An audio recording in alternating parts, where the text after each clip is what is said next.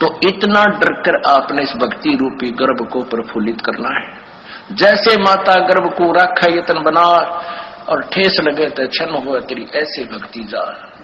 नारी कहावे पीव की रहे और संग सोए,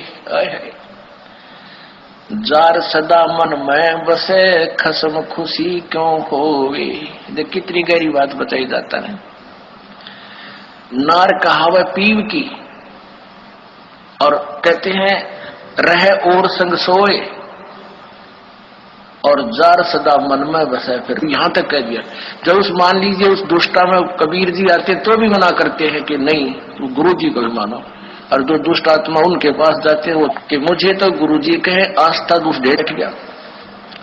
तो ऐसे हमने कहते हैं जैसे माता गर्भ को रख यतन बना और ठेस लगे तक क्षीण हो जाती ऐसी भक्ति जा।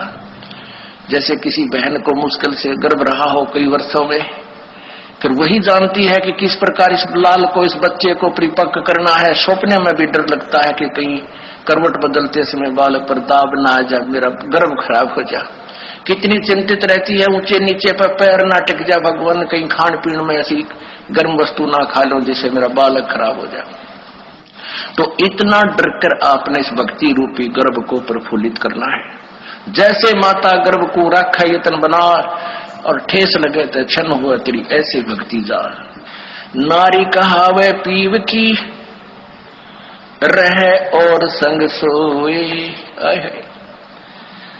जार सदा मन में बसे खसम खुशी क्यों होवे। देख कितनी गहरी बात बताई जाता है।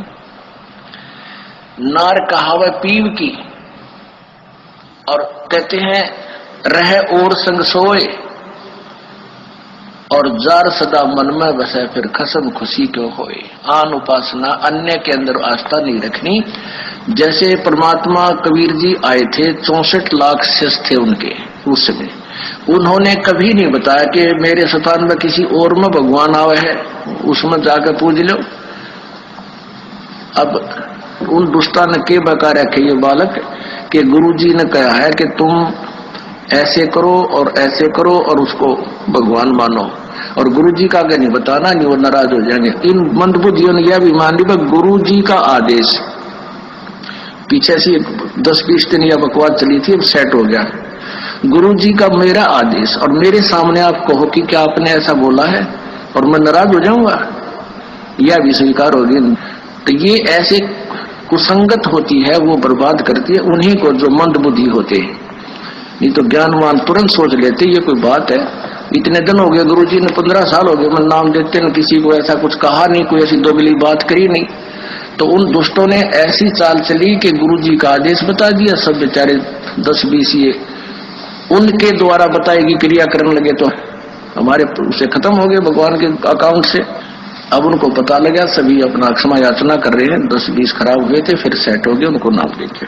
तो परमात्मा कहते हैं कि एक तरफ तो गुरुजी मुझे कह रहे हैं और फिर दूसरे के पास आस्था रख रहे हो, तो उसके विषय में क्या बता रहे हैं कि नार कहावे पीव की और रहे और संग सोए।